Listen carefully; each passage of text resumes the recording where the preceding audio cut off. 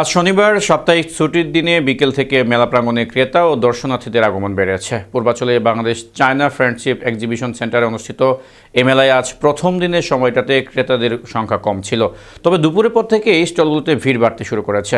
সন্ধ্যার দিকে মেলায় বিভিন্ন প্যাভিলিয়ন ও স্টলে ক্রেতাদের বাড়তি উপস্থিতি দেখা যাচ্ছে।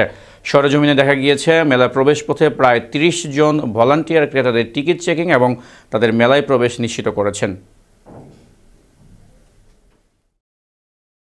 আমাদের বেচাকেনা কেমন হয়? কি আশাবাদী এর থেকে ভালো কিছু হতে পারে? এখনো আশা আছে, যেহেতু মেলা এখনো তেমন ভাবে শুরু হয় নাই, মাত্র কিছুদিন গেছে, 4 দিন গেছে, বাকি অনেক সময় বাকি আছে। তো সেক্ষেত্রে মনে হয় যে আমাদের অনেক বেচাকেনা হইতে পারে। लोग लोग तो आ रहे हैं बट अभी परचेसिंग कस्टमर कर रहा है, बस देखने के लिए आ रहे हैं। और কেবল শুরু হয়েছে মেলাটা, প্রপারলি সবগুলো স্টল এখনো চালু হয় নাই।